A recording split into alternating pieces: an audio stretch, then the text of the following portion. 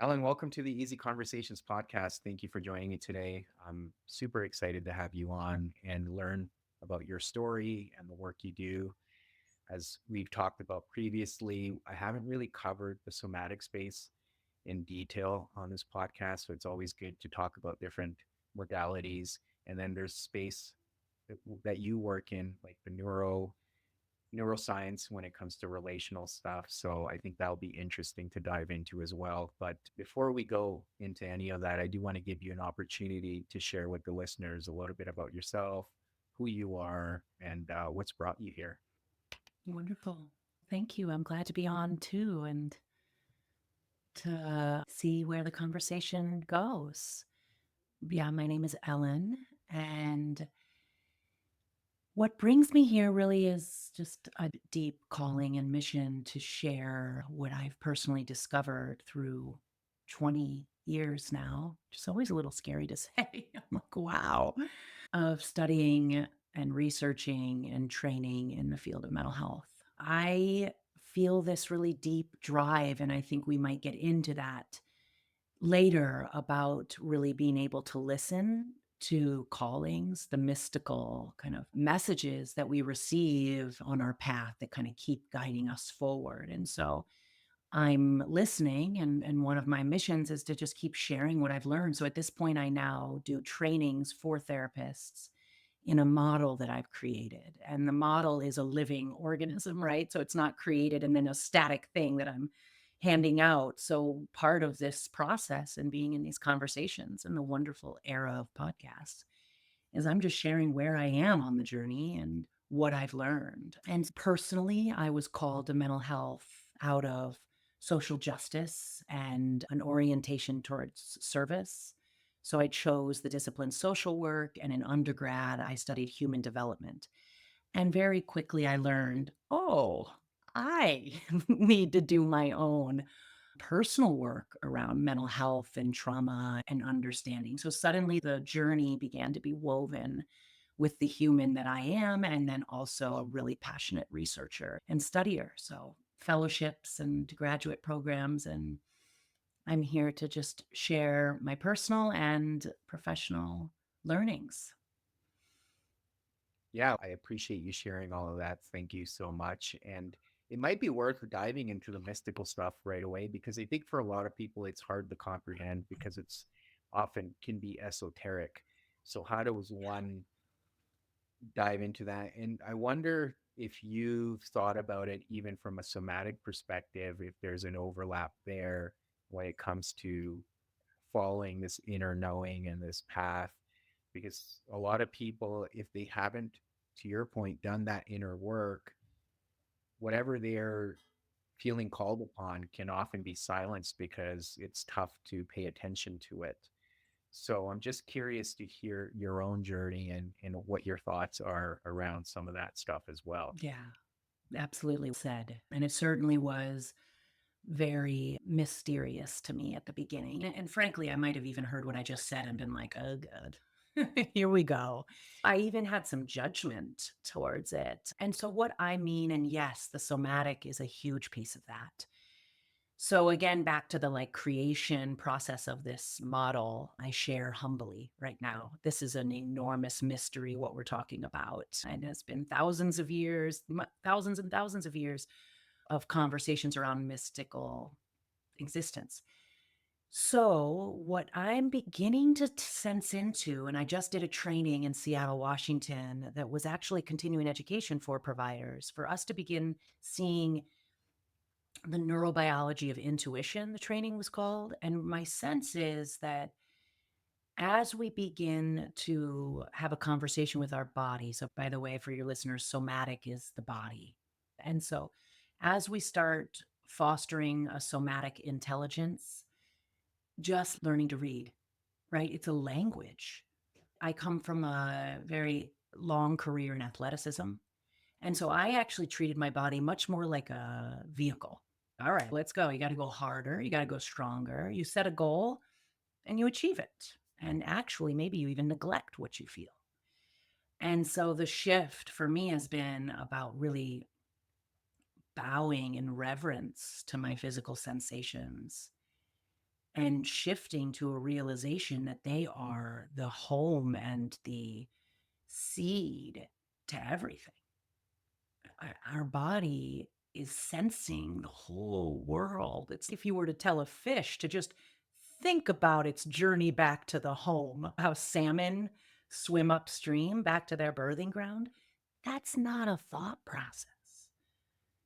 For anyone listening, and I know you probably know because we're regionally in a similar area, but in the Pacific Northwest, salmon are a huge, beautiful teacher. And they return by swimming upstream to where they were birthed. And that is just a deeply intuitive, intelligent process that happens within. So, just as a quick metaphor, that's what I'm talking about to really begin listening to our sensations as messengers. And so, as that is fostered, to your point, it can get confusing. If I'm getting constriction in the chest, does that mean I move towards what I'm doing or do I move away? Do I give up? Do I? And that's where the reverence comes in. You just patiently ask, constriction, what are you trying to tell me?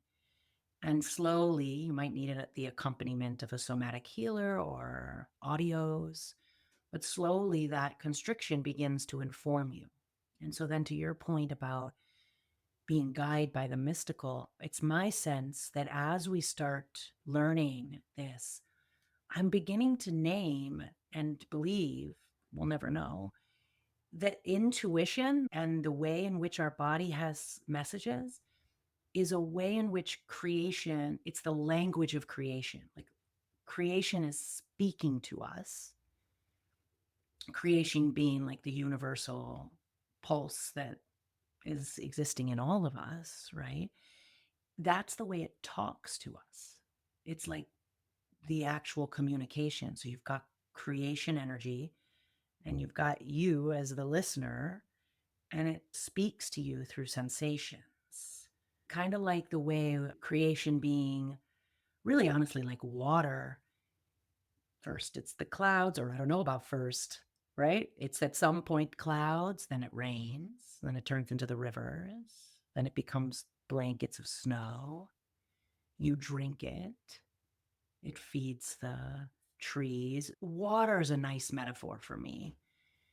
And this sense I have is if you imagine the clouds and then the earth, the water's moving through you. Intuition, creation is communicating with you inside of you. It is you and you're listening to it. So there's a lot there. Yeah, yeah. And what I'm hearing is there's a few stages to it. So let's maybe start early on with the somatic piece. What I'm really hearing from you, and based on personal experience too, is when these emotions that get trapped in our body, these can show up as sensations. And unfortunately, we don't pay attention to that. And to your point, they are messengers. And I've been able to get in tune with those things through a yoga practice or breath work. And then you start feeling these sensations because you can shut down the noise and really pay attention to what is my body telling me. But what has your experience been? Because I've also come across literature and writings of people in the field who've talked about trauma also being trapped in our body and then there's all these feelings sorry, these sensations there that we need to pay attention to and dissipate and release, otherwise it can continue to manifest as pain or illness. So just yeah, turning it back over to you and also getting your thoughts around that. Yeah. Yeah. Not an uncommon inquiry, right? Is which right now we're touching into discernment. How do I discern what this is? The first thing I guess I'd say, and trauma is a specialty. I did my fellowship in trauma and worked multiple years in trauma and addiction in the prison system and have devoted my life to trauma work. The first thing I'll say is that trauma trapped in the body is not an adversarial, it is not an enemy.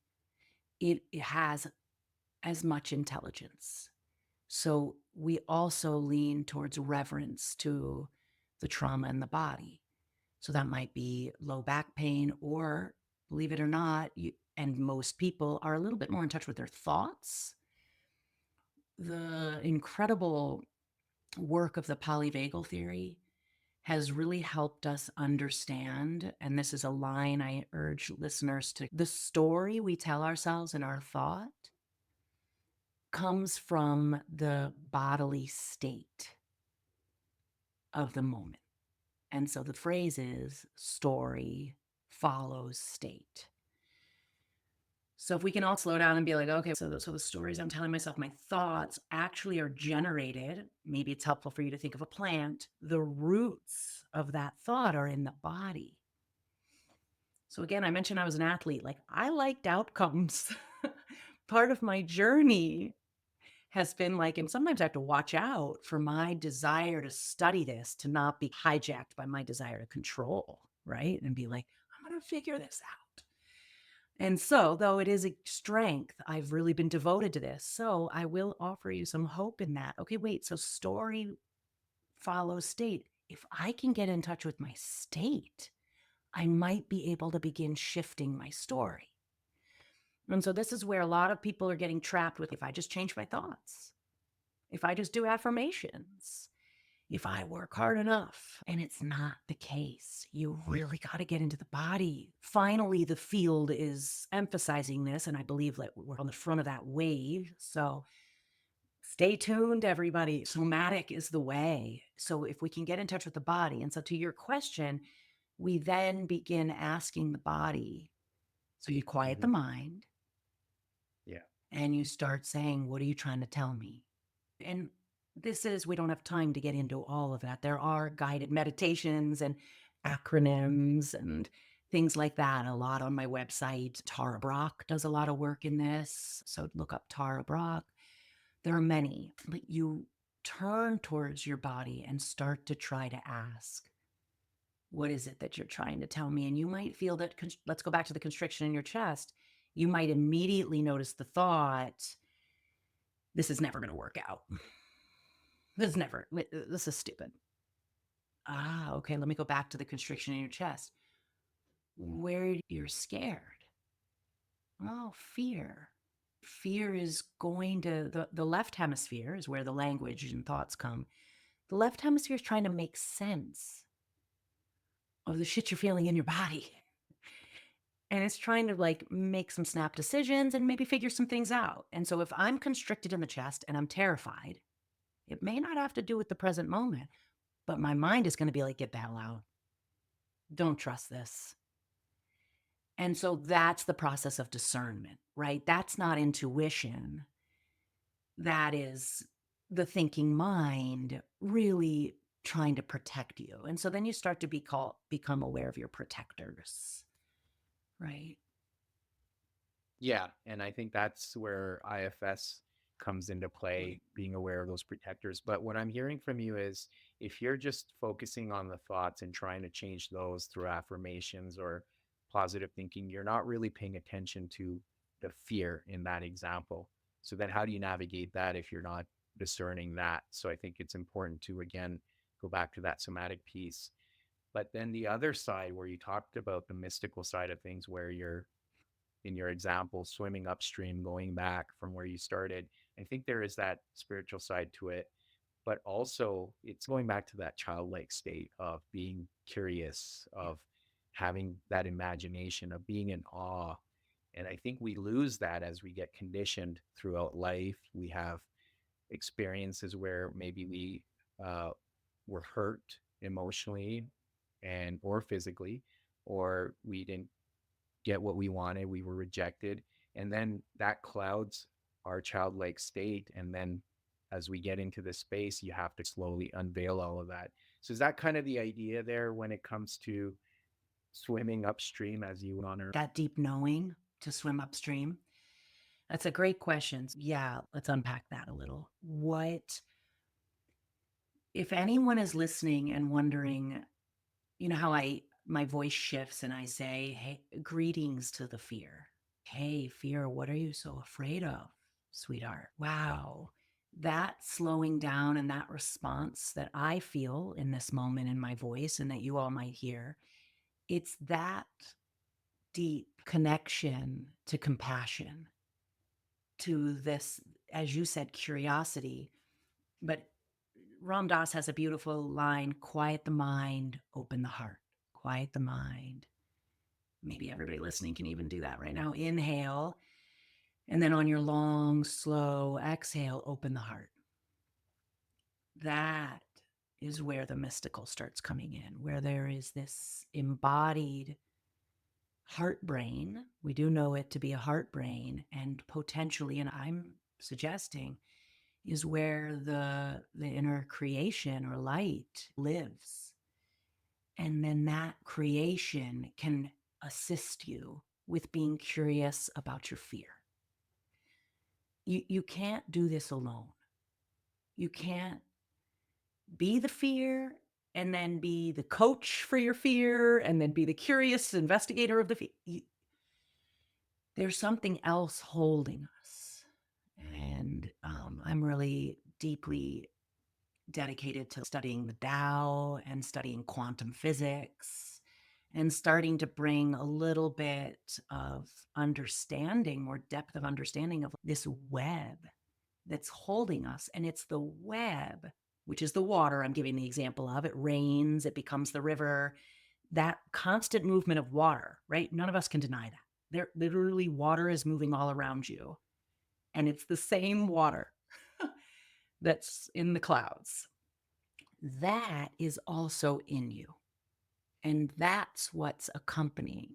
So when I sit with people, it's my presence, it's their presence, but it's also this loving kindness that we're internalizing, or maybe a softening of your shoulders as you listeners quieted the mind and opened your heart. That softness is the womb, right? It's like Mother Earth being the womb, that she's non-judgmental and she's holding and she's wondering, sweetheart, what are you so afraid of? Does that help? Yeah, absolutely. It does. And how do you see the quantum physics side of it feed into this, right? Because that's something that always piques my interest, and everyone has their way of interpreting it because it's so complex. Yeah.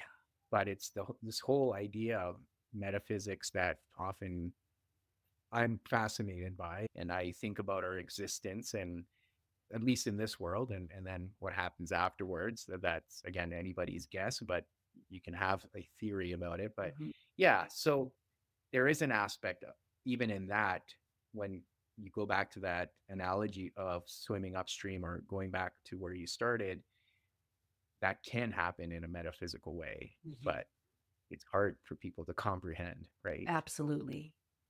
Yes. And I am humbly sitting alongside everybody right now, but I can share because I'm so deeply interested in this. It's nice to just share what my observations are. And if they land for you, great. If they don't, let it go. One thing I want to clarify for our conversation is two things. I threw around a little bit of metaphor. Metaphor is a big piece to this. Metaphor lives in the right hemisphere. It's a helpful way to speak of the invisible or the somatic. So, one metaphor I've used is this deep intelligence that lies within us, such, similar to that of a salmon that just knows to swim upstream. And so, I want us all to just settle into, you have an intelligence, whether you know you do or not. And so, that's that piece. Then there's this other piece we're talking about, which is using water and the cycle of water as a metaphor for creation. That is the interdependence and interconnection of everything. And that is how I think about the quantum field and quantum physics. It may be everybody, when you think about the body, knows about myofascia. Do you know about myofascia? Oh, okay. Yeah. Basically, we're all in a sleeve of muscles.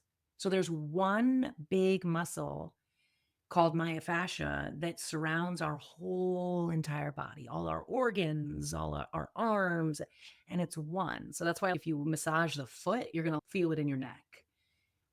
Myofascia is all one big suit, really, that we're in.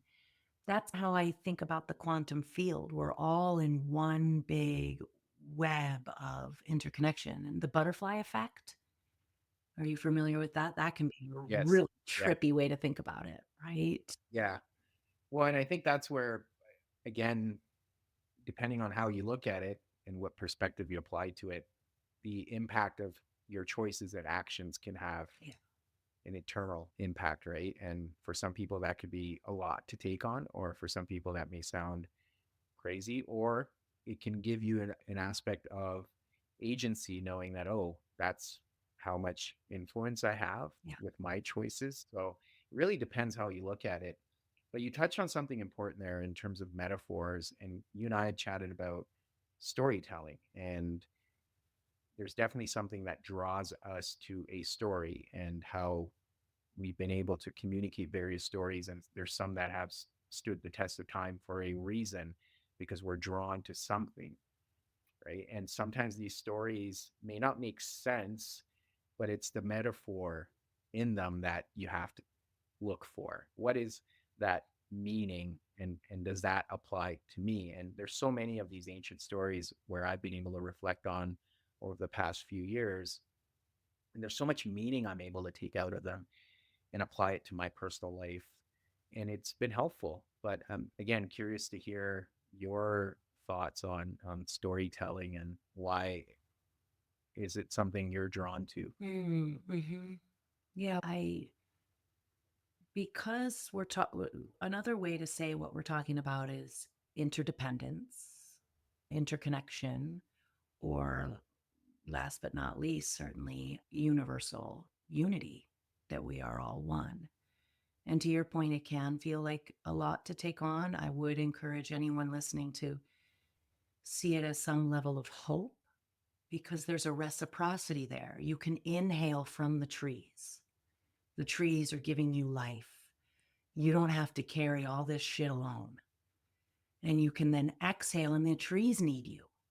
Like, you are needed and you need. We are both needy and important, right? And so in a time like right now, right, at least in America, we've just elected Trump as president. And it's a time where it's really important that we are all imagining that we are one of the constellation that crosses the landscape, and that our light really matters. So I do hope it can offer that or foster that. But the piece about storytelling, which is the unity, the universal consciousness, we're one. I don't know you well, right? Like, we just met.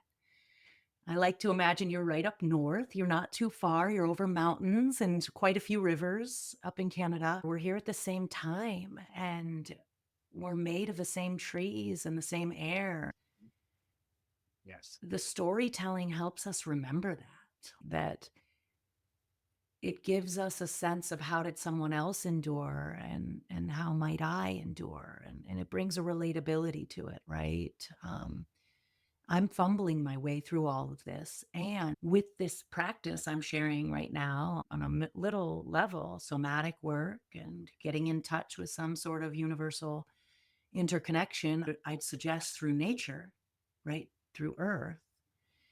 So the mystical and the body, and then relationship, remembering that when you look upon someone else, you're in many ways looking upon yourself. That storytelling assists with that.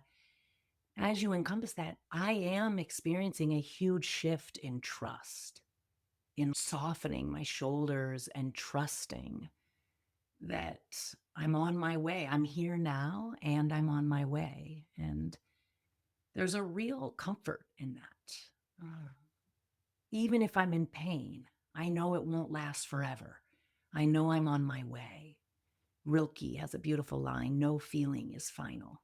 Mm, No one yeah. thing, that getting in touch with all that I'm describing helps you remember nothing's static. I can't tell you the number of times I've literally leaned my spine against a tree, looked up. So I'm looking up underneath the tree as if I am the tree, at all the branches, and considered all the things that tree has gone through. And I'm like, whoo, okay, one day at a time. And then other times I feel like Yeah. the canopy, and I'm like, this is great. Yeah. I relate to that because in nature, there's so much to reflect on, right? And it gives so much perspective. And I think we lose sight of that. Now, this whole idea of also not taking on that burden, it's something I've been reflecting on because I feel like sometimes I'll put so much pressure on myself that I'm not doing it right. And there's still like attachment to materialistic things, and I need to figure out how to detach. But I was doing breathwork session last weekend, and I just had this realization that this is not entirely my burden to take on. There's been people before me who have come and created a path, and I don't necessarily need to follow their path, but there are guides along the way, and I can take that pressure off myself. Yeah, beautiful. I think that's the direction that I certainly can. My sister's favorite line that she got from someone else, but is ego, no ego, amigo. That's the ego, right? And we need it. We need you to have the energy to create this podcast. That is, to some extent, your ego being like, I can do this. I have a gift. I'm going to share it. I have an interest. And same with me. So, ego in balance, right? Ego is what takes the intuitive wisdom and then helps us make it manifest, right? But if we're hijacked by ego, then we're taking it too far. And here's the what I heard you saying, and that is paramount. And it is trusting that we all matter. I don't have to carry this alone, nor am I carrying it alone. And I sure as hell am not the architect of this. There's the classic line, if you want to make God laugh, tell him your plans.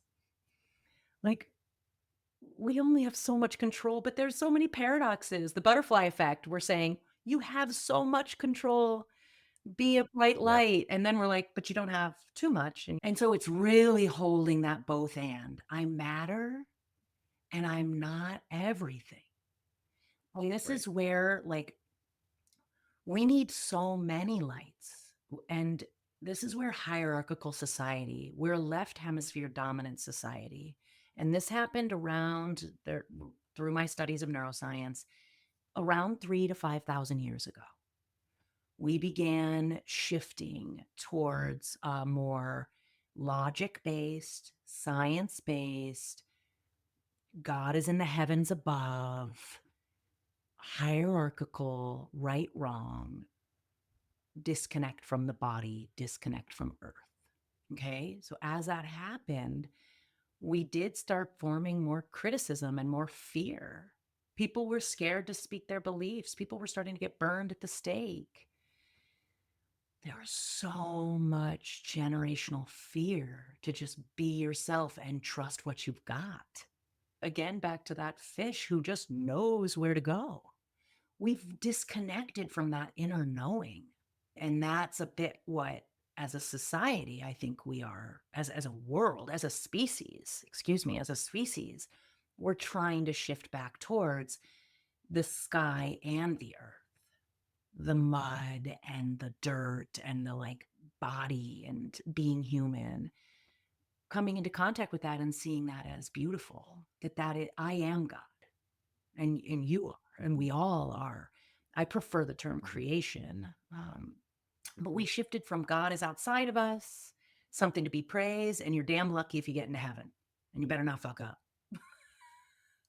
Yeah, It's a yeah, lot of yeah. pressure. When yeah, it is. It is. And I think it's, you touched on kind of the political situation and all the conflict that brings about, and the disagreements and the anger and the hate. And I think that's a just a projection of our internal state, right? Like for me, when I feel grounded and connected, yes, I can observe the outside world, but I can also remove myself from it and not get hooked into the dysfunction of it.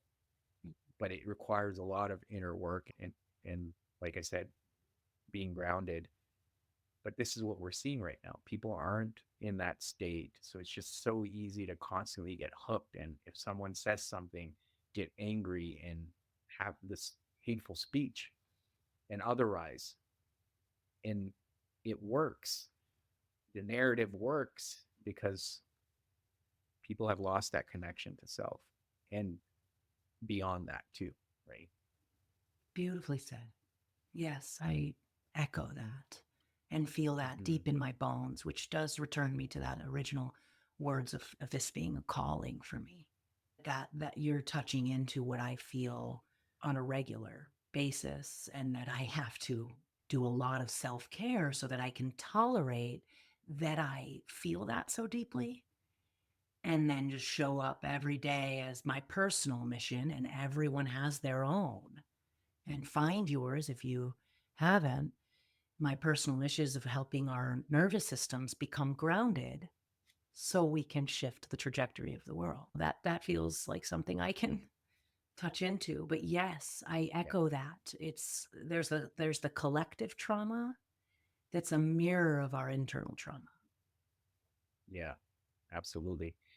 And maybe since we're talking about the relational piece, help us understand what is this whole idea of relational neuroscience? Like, how does that work?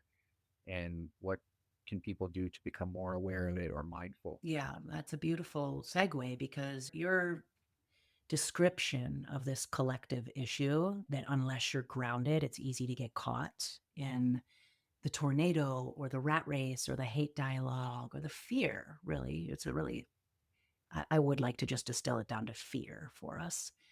When we're grounded, we cannot get caught in the fear. So that's a really perfect segue to relational neuroscience. The reason why it seems to have become floated to the surface of my focus is because the generational transmission of this trauma is through relationships, right? So because so many nervous systems for 3 to 5,000 years have become increasingly fearful, it means that we humans are parenting from a fearful place. And I am a mother of two little boys, and I've had to do, I don't care how calm I sound now, I'm a human, and I have had to do so much inner work to remain what you described, grounded, and not get caught up in my baby's tantrum or my child's anger. And so that's on a very microcosmic level of how, if I'm not deeply grounded and in touch with my body and trusting my intelligence, then I'm going to get caught in doubt and fear. Am I parenting right? Should I do cry it out? Are they getting enough food? What's the high fructose corn syrup? Parents are terrified. How much screen time? I have so many people, myself used to be, I don't anymore. Tell me how much screen time. How much are they supposed to have? And then Hmm. that's what we'll do. We don't Right. know. You got to start trusting your body and Mhm. start having a balance between the educational output out there, the statistics and the research, while digesting that with some intuition and connection to your own wisdom. This, our species, we're a relational, collaborative species. No scientist is going to be able to tell you how to raise your child. And so it's really, that's what it comes down to in relational neuroscience is the regulation. Let me give you this statistic to make it easy. You can measure a parent's stress by measuring the stress of their child. They're so linked. We are co regulating and mirroring our caregivers all the time. And we are dealing Right. with a society that suppresses their emotions, acts like they're fine, and goes about their business. So even if on the surface it all looks good, if we're not addressing what's going on in our heart rate and our body and our tone of voice, I'll never forget when my 2.5-year-old goes, "Mom, why is your voice sound like that?" And I was in a moment of major impatience. And I was like, "Ooh, sorry." And he was like, Yeah. "Man, if he had words, he'd probably be like, you sound like a meanie." But instead, he just goes, "What's going on with your voice?" Curiosity. Yes. Yeah. And you're touching on something that reflected on quite a bit, especially recently, too, is, and I was actually having a conversation with a friend about it today, too, that we often get enmeshed And it's easier to get enmeshed with people close to us, right? Whether it's family members, loved ones, children, and we personalize their experience. And I don't say this in the sense that, oh, there's judgment involved or that it's by any means easy to navigate that, because it is tough. And obviously, there's an aspect of conditioning that we've already touched on. But that enmeshment, then, even as parents, if we see our child struggle, we personalize it so much and we want to fix it, or we start shaming ourselves that I'm not doing a good job. But how do you then, again, it comes back to that grounding piece. Yeah. When you're grounded, you can accept the fact that this is also another human being who's having their own human experience.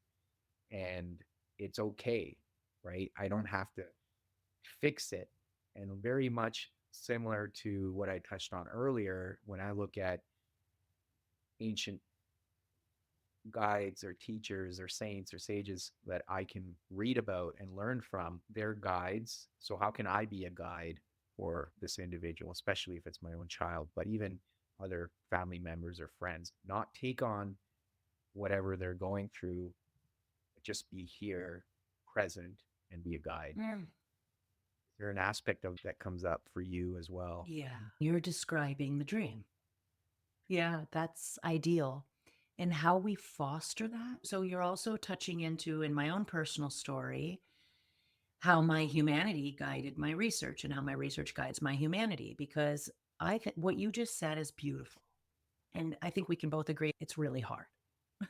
Yes, And so absolutely. what happened to me was I became deeply aware of what you're saying and I understood it intellectually. And that only took me so far. And the athlete in me was like, why is this not? I get it. I understand. But logic is poor medicine. It just, your ideal that you just so beautifully described, how we cultivate that is by healing these inner, I call them inner aspects. The metaphor Mhm. I use is that we are a prism. And by I use, this is Head and Heart's model I'm creating. And for me, I am, rather than being parts inside of me, it feels a little bit too discrete. It's a prism. And there's aspects of my prism that have experienced some wounding. And so when I'm in, and this is also based on relational neuroscience. So when someone is in front of me and Mhm. I'm over personalizing or I'm reacting with a lot of anger, I need to, and this is touching into Viktor Frankl's famous quote, between stimulus and response, there is a space, and in that space is our freedom. So let's pull in that. We have got to touch into the inner aspect that's being activated and then heal that. Because we Mhm. can't intellectually think. Sometimes we can if it's not a big wound, but we can't really think, I shouldn't take this personally. Something's waking up. My mentor, a neurobiology expert, calls it waking up instead of triggered. And I really like that. Something's waking up inside me that's beginning to occupy a lot of my attention, that has a lot of needs. And then we go in and we just wonder, what is this aspect afraid of or in need of? So let's take a child, like struggling with peers, and you Mhm. want to fix it, right? And it's really hard to just sit and listen and be a grounded presence. You need to go inside, and there's a distinct possibility that an inner aspect of you is waking up that experienced bullying or Mhm. may have been a bully. Let's be honest Yeah. here, who may have been a bully. And so you're contending with this inner story that's caught in your cellular network. And you can begin asking that story. And this is where you might have to experience it to trust me here. So go check out some other resources, but you can begin to be guided into that and heal that 12-year-old or maybe 18-year-old, or because it's a prism, it could be a mixture of all of them that is waking up and making it very difficult for you to pay attention to the other person. This is also narcissism. It's a part of Mhm. narcissism, right? That we get so caught in ourselves, We can't see that Yes. this other person is having an experience. And Hmm. we're a very narcissistic culture at this point, and we've demonized narcissism, and so no one will admit they're a narcissist. Yeah, I think that can be triggering for people, but I agree. I think there's an aspect we all, what I like to remind people is the disorder itself falls on a spectrum. Keeping that in mind, we can all demonstrate tendencies from time to time within the spectrum, right? But you don't, Mind me shifting you may not be, disordered. I would never call anything disordered. It's adaptive. mhm, That was right. adaptive at one time. Yes. Absolutely no one, I will say this loud and clear, no one is disordered. If you're listening right now, you are Right. not disordered. At Mhm. one point in time, whatever you are doing was adaptive. And there's deep Yeah. pain inside. Yes. Yeah. Yeah. Absolutely. Yeah. And I appreciate that. I think the adaptive piece is crucial, but the trigger really comes from because we like to use labels, right? So if we can assign a label to someone, we solve the problem, we feel good about it, but we don't necessarily pay attention to how it's making the other person feel. And I agree. I think when we fall in those moments where we're making someone else's experience about us, that's not coming from a place of empathy, and it's not coming from a place of understanding either. Yeah, and And it that's where signifies a your lot of the pain. I would ask yes. anyone that's listening to say, oh, can I see this as a signal towards my pain? When something's Mhm. waking up in me, or if you prefer triggered, that is not a problem. It's a Mhm. gateway. Yes. It it's such a shift, right? It's, Yeah. oh, yeah, it's taken me a long time to get here, but I now am able to say thank you for showing up, Mhm. even if it's quite ugly, Right. like rage or judgment, Yeah. or I really would rather not have jealousy Mm. or insecurity or Yeah. all those icky things, but they are gateways to what is really going on here that needs tending. And this is where that Mhm. mystical comes in, that needs to be held by Yeah. earth, by love. There's nothing wrong with any of us. Right. Yes. Yeah. Yeah, I agree. I think it's an opening for us to really get curious and look at. Now, I think we've touched on different aspects of it, but maybe to bring it all together nicely and tie it up in a bow, are you able to distill this model that you use to work with people, and how do you educate others in this model? Yeah. Uh, it's, it's still emerging. I'm currently working on the book. Yeah. And everything is living. I love Krishnamurti as the line, the truth is living. So it's emerging, but basically, it's really the model of head and heart is that we've had a deep fracturing from the right hemisphere, which is tuned into the roots inside of our body, the bodily sensations and the sensory experience of being alive. And that fracture has happened in conjunction with the fracture from earth and the rupture from earth. And so these two enormous ruptures in connection are sources of significant pain. And so it's returning towards the connection to our inner world and our inner being. And that is also being evidenced through the most cutting edge research, which is the social engagement system. There's been so much work on the polyvagal theory and the vagus nerve running through our Mhm. body, which needs to begin being heard and listened to. And that requires that right hemisphere somatic relationship. And then we've also been increasingly learning that we're relational. And so the relational landscape exists in that right hemisphere. The left hemisphere, that logic, isn't where we touch into the heart. It isn't where you can caress someone's cheek or hold someone's hand or be in silence. That's in right hemisphere to hemisphere connection. And so, to distill that down, it's repairing this rupture with earth and our body and each other. And the model basically teaches how to do that. And it does that through this inner prism and doing guided journeys, guided meditations, and guided journeys to foster a conversation and a relationship with yourself that then you can carry with you forth. So there's no outcome. It's Yeah. not, and then everything's easier, but you have a Yeah. compass. You have the ability to listen.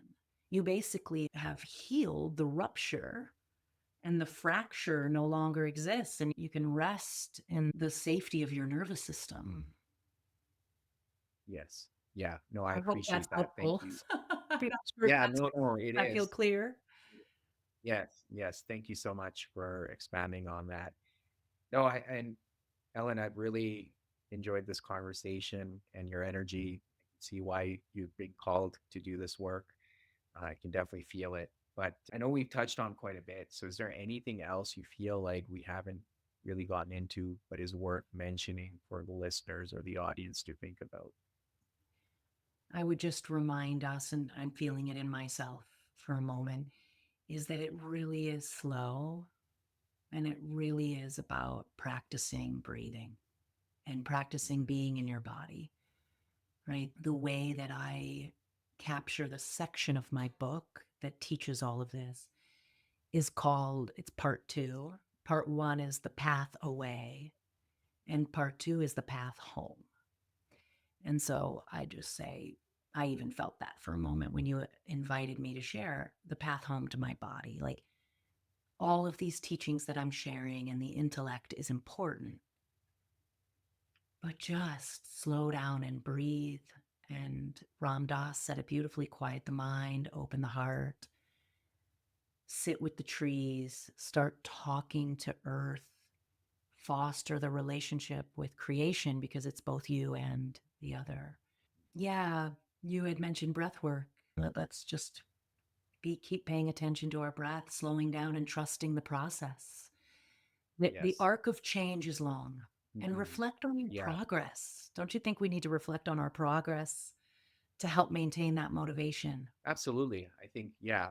I mean, we often tend to just focus on this one snapshot in time, but we lose sight of the progress we're making.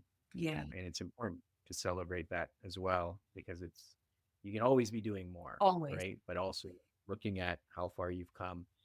And one of the other things we had touched on previously, I don't think we explicitly mentioned it, but even that connection, whether it's nature or just unity piece, it's that sea of unconscious, right? And I think I chatted about that, but that's essentially how I interpret it. So Yes. I just wanted to Yeah. mention that as well.